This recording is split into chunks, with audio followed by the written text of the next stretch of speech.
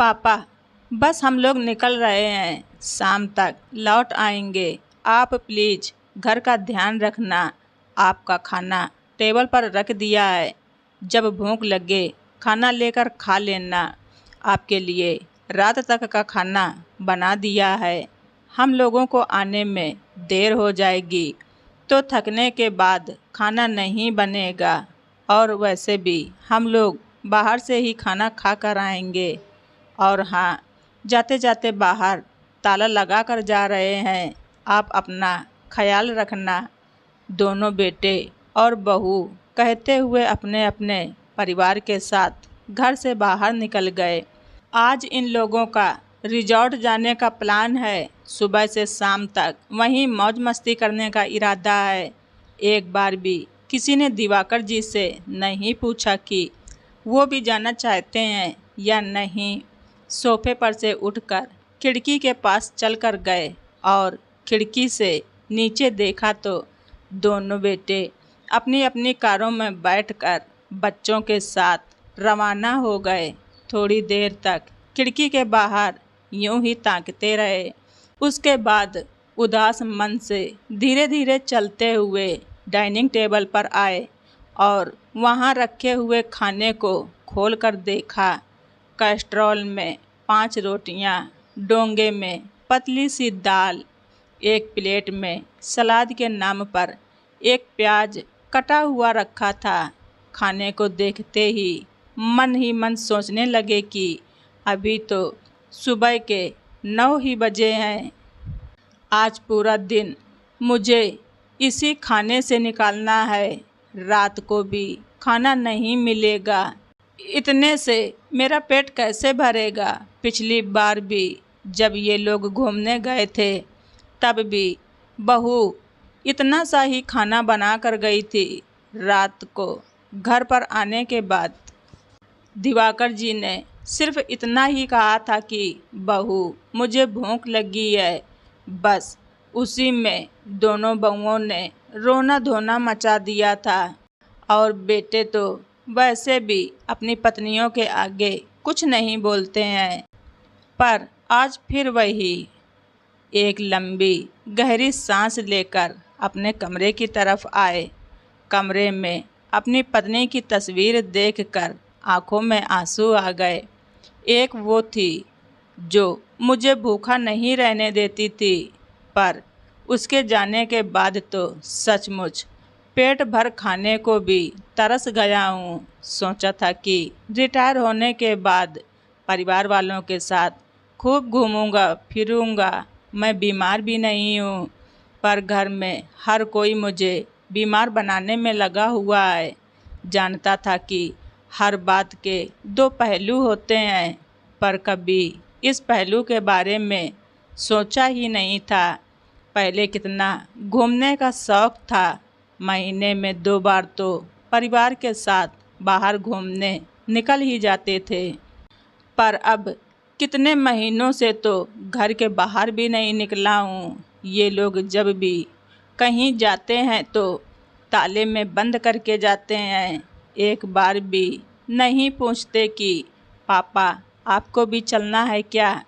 अब तो घुटन सी होने लगी है। किसी से बाहर बात भी नहीं करने देते और खुद भी बैठकर बात करना पसंद नहीं करते। आजकल पता नहीं दोस्तों के भी फ़ोन नहीं आते और ना उनका फ़ोन लगता है। अपने घर का चौकीदार बनाकर रख दिया है मुझे। जब हाथ पैर चल रहे हैं तब मेरी कदर नहीं है तो जिस दिन बिस्तर पकड़ लूँगा तब तो मुझे पूछेंगे भी नहीं। अब किसी न किसी निर्णय पर पहुंचना बहुत ज़रूरी हो गया है। अभी दिवाकर जी मन ही मन सोच रहे थे कि उनके फ़ोन पर एक अननोन नंबर से फ़ोन आया। जब मोबाइल उठाया तो दूसरी तरफ उनके दोस्त दीनानाथ जी बोल रहे थे, और दिवाकर कैसा है, कितने दिनों बाद तेरा फ़ोन लगा है। अरे दीनानाथ, आज इतने दिनों बाद तुझे मेरी याद कैसे आई भाई। ये पूछने के लिए कि कब तक भाभी के जाने का गम मनाएगा। कुछ आगे का सोचा है कि नहीं। मतलब ये कि इस बार हम सारे दोस्त मिलकर हरिद्वार घूमने जा रहे हैं। तू भी चलेगा इस बार? पिछले 2 बार से तो तुम मना ही कर रहे हो। मैंने मना किया कब? अरे पिछली बार रामेश्वर पर गए थे और उससे पहले अमरनाथ यात्रा पर गए थे। तेरे फ़ोन पर फ़ोन लगाओ तो लगता नहीं।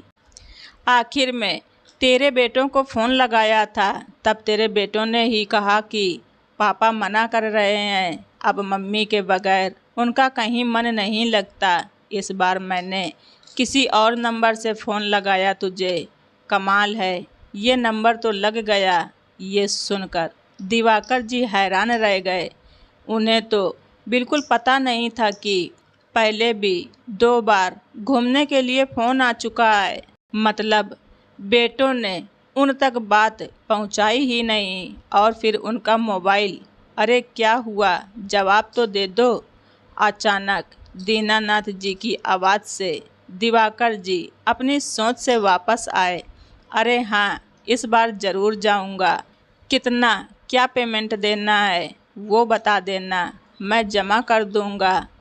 चल, मैं तुझे अपने व्हाट्स ग्रुप में शामिल कर लेता हूँ और वहीं सारी डिटेल भेज देता हूँ। और रही बात पेमेंट की, वो तू बाद में दे देना।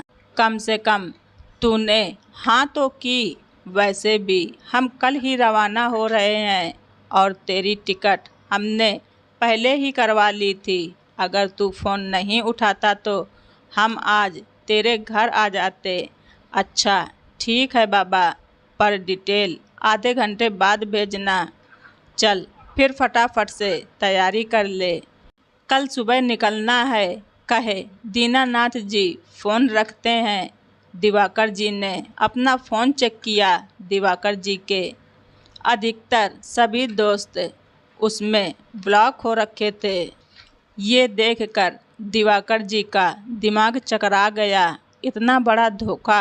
कुछ देर तक आंखों में आंसू लिए अपनी पत्नी की फ़ोटो की तरफ देखते रहे। फिर आंसू पोंछकर सबसे पहले दिवाकर जी ने अपने सारे दोस्तों को अनलॉक किया।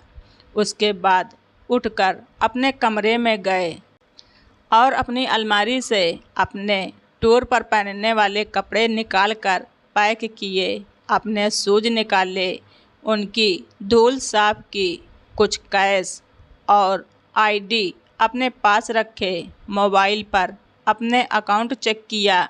अपनी दवाइयों का बॉक्स रखा। जितना समझ आया उस हिसाब से पैकिंग कर ली और इंतज़ार करने लगे दूसरे दिन का।